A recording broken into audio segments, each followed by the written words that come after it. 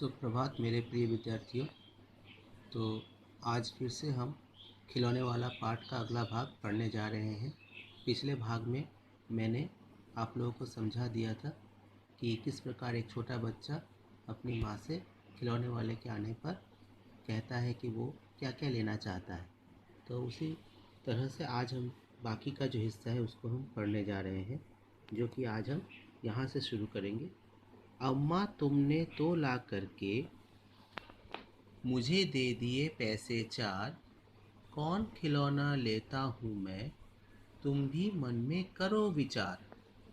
तुम सोचोगी मैं ले लूँगा तोता बिल्ली मोटर रेल, पर माँ यह मैं कभी न लूँगा, ये तो हैं बच्चों के खेल। मैं तलवार खरीदूँगा माँ, या मैं लूँगा तीर कमान, जंगल में जा किसी ताड़का को मारूंगा राम समान। तो इसके बारे में बालक अपनी माँ से कहता है कि खिलौने वाले के आने पर तुमने मुझे 4 पैसे दे दिए। अब वह विचार कर रहा है कि उसे कौन सा खिलौना खरीदना चाहिए। वह माँ से कहता है कि वह भी इस बारे में विचार करे, सोचे। अगर वह सोचती है कि उसका बेटा अन्य बच्चों की तरह तोता, बिल्ली, मोटर या रेलगाड़ी खरीदेगा तो वह गलत सोचती है। उसका बेटा इन खिलौनों को कभी नहीं लेगा। वह कहता है ये खिलौने तो बच्चों के हैं।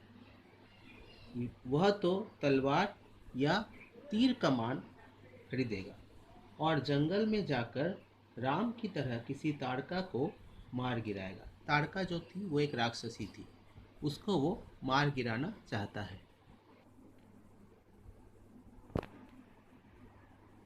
आगे वह कहता है तपसी यज्ञ करेंगे, असुरों को मैं मार भगाऊंगा। यूं ही कुछ दिन करते करते रामचंद्र बन जाऊंगा। यही रहूंगा कौशल्या मैं, तुमको यही बनाऊंगा। तुम कह दोगी बन जाने को, हंसते हंसते जाऊंगा। पर माँ बिना तुम्हारे वन में मैं कैसे रह पाऊंगा।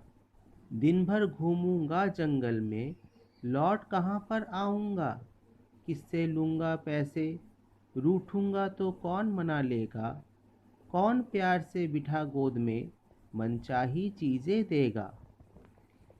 तो यहाँ पर बालक क्या कहना चाहता है? बालक अपनी माँ से कहता है कि वह खिलौने वाले से तलवार या तीर कमान खरीदेगा और जंगल में जाकर राम की तरह किसी ताड़का को मारेगा, ताड़का राक्षसी को मारेगा।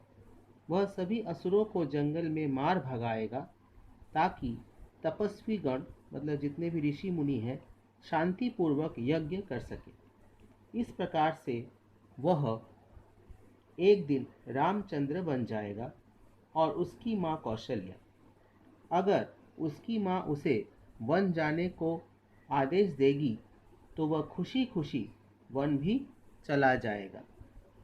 लेकिन बालक शीघ्र ही दुखी हो जाता है, बहुत जल्दी ही दुखी हो जाता है। वह माँ से कहता है कि वह जंगल में उसके बिना, मतलब माँ के बिना अकेला कैसे रहेगा, कैसे रहेगा। जंगल में वह किससे पैसे मांगेगा, किससे रूठेगा, कौन उसे मनाएगा और गोद में बिठाकर अच्छी अच्छी चीज़ें देगा। तो ये कविता यहीं पे समाप्त होती है। इसकी व्याख्या भी मैंने कर दी है। सब लोग इसकी व्याख्या को अच्छी तरह से सुने और इस कविता की जो कवियत्री हैं सुभद्रा कुमारी चौहान, उनका नाम याद रखें और इस कविता को भी याद करें सभी। ठीक है, बहुत अच्छी कविता है, इसको याद करें और इसके बारे में जो बताया गया उसको ध्यान से सुने, अच्छी तरह से सुने और याद भी करें। पिछले दिन जो बोला गया था वो भी सुने और आज जो बोला गया वो भी सुने। तो मैं फिर से एक बार शुरू से पढ़ रहा हूँ, सब लोग ध्यान से सुने। वह देखो माँ आज खिलौने वाला फिर से आया है, कई तरह के सुंदर सुंदर नए खिलौने लाया है। हरा हरा तोता पिंजरे में, गेंद एक पैसे वाली, छोटी सी मोटर गाड़ी है सर सर सर चलने वाली। सीटी भी है कई तरह की, कई तरह के सुंदर खेल, चाबी भर देने से भग भग करती चलने वाली रेल। गुड़िया भी है बहुत भली सी, पहने कानों में बाली, छोटा सा टी सेट है, छोटे छोटे हैं लोटा थाली, छोटे छोटे धनुष बाण है छोटी छोटी तलवार, नए खिलौने ले लो भैया, जोर जोर वह रहा पुकार। मुन्नू ने गुड़िया ले ली है, मोहन ने मोटर गाड़ी, मचल मचल सरला कहती है, माँ से लेने को साड़ी। कभी खिलौने वाला भीमा क्या साड़ी ले आता है, साड़ी तो वह कपड़े वाला कभी कभी दे जाता है। अम्मा तुमने तो ला करके मुझे दे दिए पैसे चार, कौन खिलौना लेता हूँ मैं, तुम भी मन में करो विचार।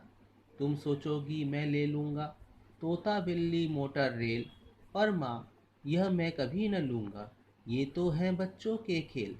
मैं तलवार खरीदूँगा माँ, या मैं लूँगा तीर कमान, जंगल में जा किसी ताड़का को मारूँगा राम समान। तपसी यज्ञ करेंगे, असुरों को मैं मार भगाऊँगा, यूं ही कुछ दिन करते करते रामचंद्र बन जाऊँगा। यहीं रहूँगा कौशल्या में, तुमको यहीं बनाऊँगा, तुम कह दोगी बन जाने को, हंसते हंसते जाऊँगा। पर माँ बिना तुम्हारे वन में मैं कैसे रह पाऊँगा, दिन भर घूमूँगा जंगल में, लौट कहाँ पर आऊँगा। किससे लूँगा पैसे, रूठूँगा तो कौन मना लेगा, कौन प्यार से बिठा गोद में मनचाही चीज़ें देगा। सुभद्रा कुमारी चौहान। तो इस कविता को अच्छी तरह से याद करें, इसको पढ़ें और इसके बारे में जो बताया गया उसको अच्छी तरह से सुनें।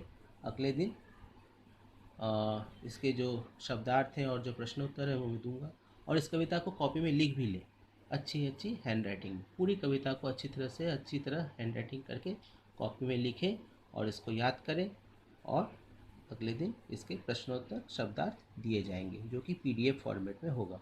इसको आपको डाउनलोड करना पड़ेगा। ठीक है, तब तक के लिए धन्यवाद सभी को, और सभी सुरक्षित भी रहें, सतर्क रहें, सुरक्षित रहें, अपने स्वास्थ्य का ध्यान रखें। ठीक है, धन्यवाद।